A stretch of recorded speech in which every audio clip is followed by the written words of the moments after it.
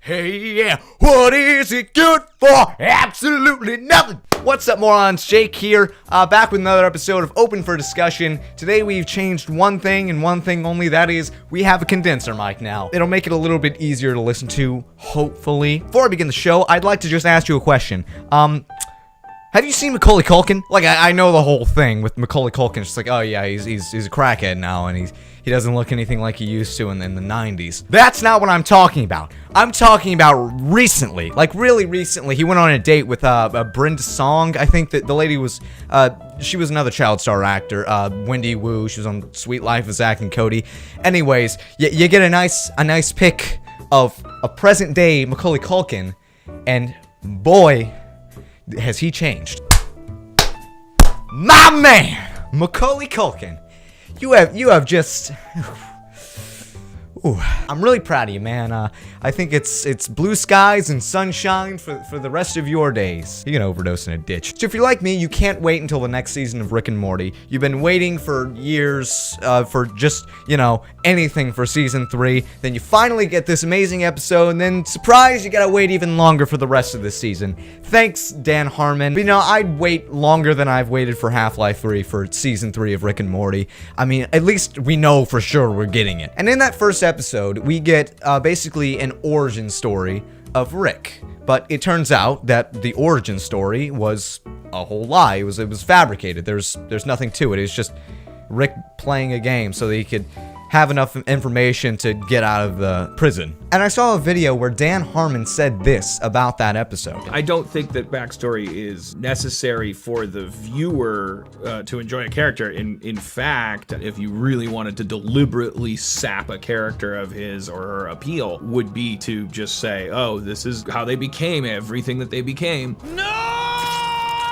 And hearing that instantly blew my mind, because I thought about origin stories as a whole. Now, I know that a lot of people are tired of origin stories because we're getting so many of them, but what Dan Harmon says is that having an origin story for this character would pretty much ruin his character. It would ruin every way that you feel about him, because everything could just be explained by this one little phenomenon that happened. The whole point of Rick is that he's this crazy, bombastic, you don't know what he's going to do next. You always second guess yourself, and you never know if you should trust him. Sometimes he's the hero, sometimes he's the villain, and sometimes he's both. And that's what makes Rick from Rick and Morty an amazing character. So it begs the question, does having an origin story for a character that doesn't already have a specific origin weaken the character, or does it strengthen them? I'll answer this question by using 3 movies that do just this. Now, the first movie to do this, well, it's not really the first movie ever to do this, but it's one of the biggest, and that is Wolverine. Now, in the comic books, Wolverine's origin was never really clearly laid out. They kind of mentioned it here and there, and then they had the Origins comic book, and that explained it. But in the movies, they did a similar thing, where in the first X-Men movie, you're just introduced to Logan, and you don't really know much about him, besides the fact that he's a boxer, he looks like a greased-up Australian, and he's got claws. And also he has a healing factor, and he smokes cigars. I mean, you know a good bit about him, but you don't know that he has Liev Schreiber as a brother, and one time he, what was in that movie? Anyways, Wolverine, you just kind of knew who he was, you didn't really need much of an explanation, you just went off the performance that Hugh Jackman gave. And I was fine with it, I didn't really need more. I mean, you could do a standalone Wolverine movie, and they did, and I really liked that. And I also liked Logan. Logan was good too. But the thing is, that wasn't enough for, I guess, the studio executives who wanted to cash in on Wolverine. So they decided to do X-Men Origins Wolverine. Maybe they were going to do other X-Men Origins movies. I mean, they did cram a lot of Origins into that one movie, but nobody wanted another X-Men Origins movie after that one. And people hated it. It was pointless. There was a bunch of schlocky action, and nothing made sense. There was so many plot holes that still haven't been fixed, even though Days of Future Past kind of just wiped it off the map. It's just a mess of a film, and the way you look at Wolverine after that is just so different. And plus, the whole movie has no point because Wolverine loses his memory at the end. So who cares? The second point is a more recent movie, Pirates of the Caribbean 5, I believe it's this one. I got the chance to see this movie at the Chinese theater on its opening weekend, and I was so happy because I love these movies. And I love just I just love Johnny Depp being Captain Jack. He's always fun.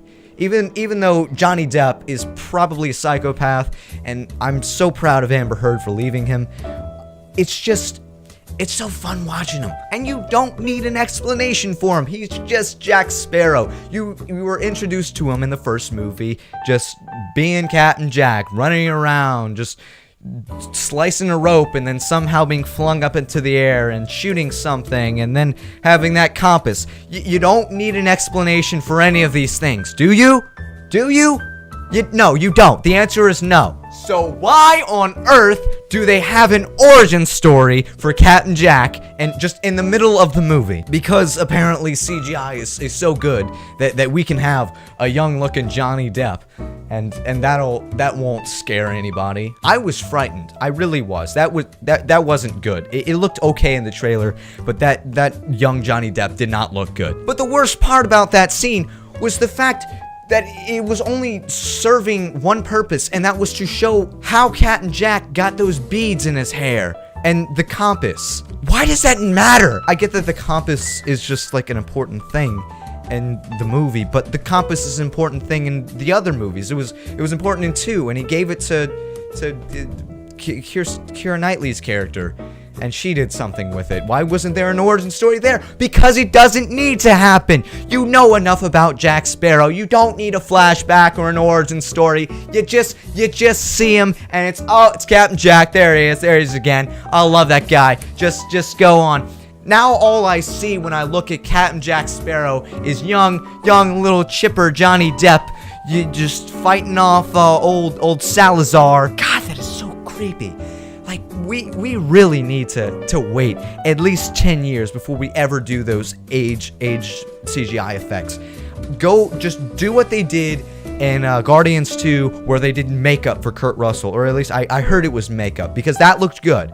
But young Johnny Depp, that's hideous. And my third point is Spider-Man Homecoming. Now, we don't need another origin of Spider-Man. We don't need to see Uncle Ben get shot again. We don't need the whatever version of with great power comes great responsibility. He believed that if you could do good things for other people, you had a moral obligation to do those things. That's what's at stake here. Not choice, responsibility. I mean, everybody said at this point, we're tired of Spider-Man origin stories, and Homecoming did it so finely.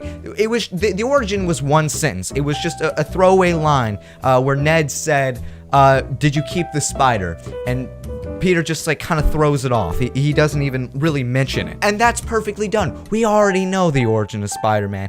And if you go back in the next movie and have a flashback of Uncle Ben dying, I mean, the only reason why I'd want to see that is if Tobey Maguire played Uncle Ben. That would be the only reason why I'd want to see that. But besides that, we don't need to know anything more about Peter Parker. He just showed up in Civil War, and it's just like, oh, okay, here's this character, here's Spider-Man, I mean, you already know him, but even if you didn't, this is who he is, and now he has his own movie. I mean, that's what they're doing with Black Panther. He just showed up in Civil War, and nobody knows anything about Black Panther. I mean, at least not most of the audience who saw Civil War. So in conclusion, whenever you look at Wolverine, and you look at Captain Jack Sparrow, and you look at Spider-Man, you see that you don't really need an origin story. You don't need a flashback. You don't need to see how this character became this way. You don't need an explanation for what they do in the future.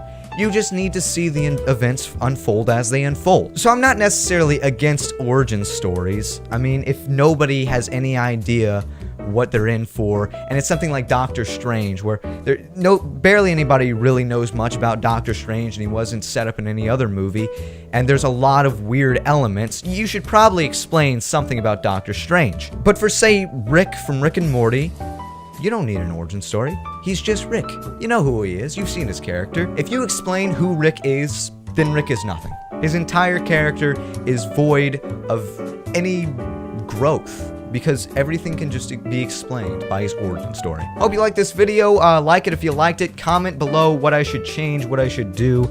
I mean, this show is still new. I'm still learning things. And subscribe if you want more. God bless, and thanks for watching.